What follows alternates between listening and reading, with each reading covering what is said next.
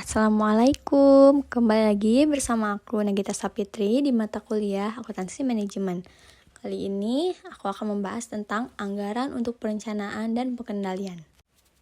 Jadi yang pertama kita harus mengetahui terlebih dahulu perbedaan dari ketiga unsur ini, yaitu ada anggaran, perencanaan, dan pengendalian. Kita bahas pengertian masing-masing dari unsur-unsur ini. Yang pertama ada anggaran. Anggaran yaitu ekspresi kuantitatif suatu rencana yang dinyatakan dalam suatu satuan fisik atau keuangan atau keduanya. Yang kedua yaitu perencanaan. Proses mengidentifikasi tujuan dan tindakan yang diperlukan untuk mencapainya. Lalu pengendalian yaitu proses mendapatkan standar, memperoleh umpan balik mengenai kinerja yang sesungguhnya, dan melakukan koreksi apabila kinerja sesungguhnya menyimpang dari rencana pengendalian. Lalu selanjutnya ada jenis-jenis anggaran. Yang pertama ada anggaran induk, yaitu sebuah rencana keuangan komprehensif selama 1 tahun yang terdiri atas anggaran berbagai debt dan aktivitas atau anggaran operasional dan keuangan. Yang selanjutnya yaitu ada anggaran operasional, terdiri dari anggaran aktivitas-aktivitas yang dilakukan perusahaan dalam rangka memperoleh keuntungan atau penjualan dan produksi. Lalu ada anggaran keuangan yang meliputi anggaran arus kas masuk, arus kas keluar, dan posisi keuangan atau neraca. Yang terakhir ada anggaran keberlanjutan. Jadi anggaran ini setelah anggaran 1 bulan direalisasi, anggaran selanjutnya ditambahkan hingga perusahaan selalu memiliki anggaran dengan cakupan 12 bulan. Oke, di sini kita masuk ke sistem penyusunan anggaran. Nah, di sini ada 3 sistem yang bisa kita gunakan untuk menyusun sistem anggaran. Yang pertama ada sistem anggaran induk tradisional atau anggaran yang disusun berdasarkan anggaran disesuaikan dengan realisasi dan ekspektasi di masa yang akan datang. Yang kedua yaitu Zero Based Budgeting atau ZBB. Manajer bertanggung jawab menjustifikasi setiap anggaran yang direncanakan dan taksiran biayanya, seolah aktivitas tersebut pertama kali dilakukan. Yang ketiga yaitu Planning, Programming, dan Budgeting System atau PPBS. Prinsip PPBS, alokasi sumber daya organisasi yang terbatas pada aktivitas atau program yang menjanjikan tingkat hasil paling besar. Selanjutnya ada pengumpulan informasi untuk penganggaran. Nah, ada hal-hal yang perlu kita kumpulkan untuk melakukan penganggaran, yaitu di sini ada perkiraan penjualan. Perkiraan penjualan memberikan data untuk menyusun anggaran produksi, anggaran pembelian, dan anggaran biaya pemasaran dan administrasi. Apabila anggaran penjualan salah, maka anggaran lain menjadi tidak dapat diandalkan.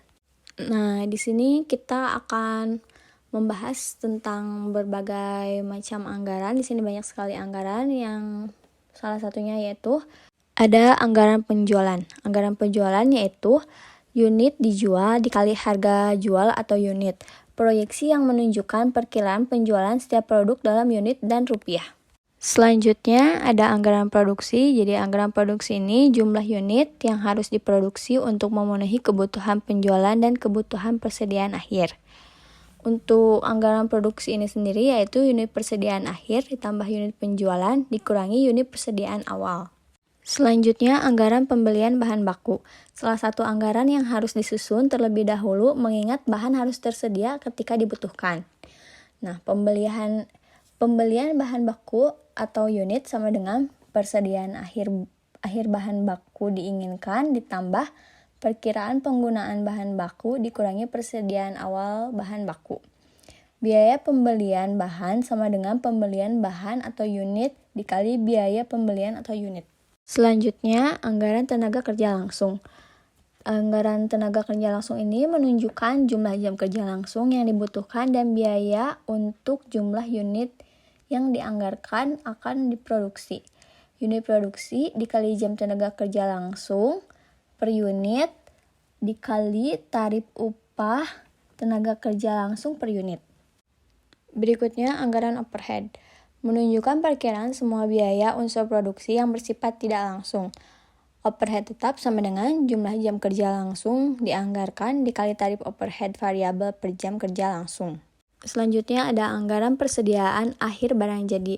Anggaran ini memberikan informasi yang diperlukan untuk menyusun anggaran neraca. Nah, jadi sebelum kita menyusun anggaran neraca itu, kita harus membuat dulu anggaran persediaan akhirnya dulu. Nah, kita bisa pakai rumus unit persediaan akhir dikali biaya per unit. Selanjutnya ada anggaran harga pokok penjualan. Ya, rumusnya yaitu anggaran bahan baku yang digunakan ditambah anggaran tenaga kerja langsung, ditambah anggaran overhead pabrik, ditambah persediaan awal barang jadi, dikurangi anggaran persediaan akhir. Lalu, anggaran biaya pemasaran. Anggaran ini berisi tentang pengeluaran yang direncanakan untuk aktivitas penjualan dan distribusi. Di mana yang rumusnya yaitu anggaran biaya pemasaran tetap total ditambah tarif biaya pemasaran variabel per unit dikali unit yang dijual. Nah, selanjutnya ada anggaran biaya riset dan pengembangan. Tentunya sebelum melakukan riset pasti ada anggaran-anggaran biaya untuk melakukan riset ini. Nah, yang pertama yaitu ada anggaran biaya administrasi, yang kedua ada anggaran laporan laba rugi, yang ketiga yaitu anggaran operasional untuk perusahaan dagang dan jasa. Kemudian ada penyusunan anggaran keuangan. Nah, di sini ada anggaran kas, anggaran neraca, anggaran laporan arus kas. Anggaran kas yaitu rencana terperinci yang menunjukkan perkiraan sumber dan penggunaan kas. Untuk anggaran neraca disusun berdasarkan informasi yang dimuat dalam posisi keuangan tahun sebelumnya dan anggaran lain dalam anggaran induk. Anggaran laporan arus kas yaitu menyajikan perubahan kas dan setara kas atau investasi jangka pendek yang sangat liquid dalam satu periode. Nah, itu dia penjelasan tentang anggaran untuk perencanaan dan pengendalian. Semoga teman-teman paham apa yang saya jelaskan. Sampai bertemu di minggu depan dan di bab selanjutnya. Terima kasih. Wassalamualaikum warahmatullahi wabarakatuh.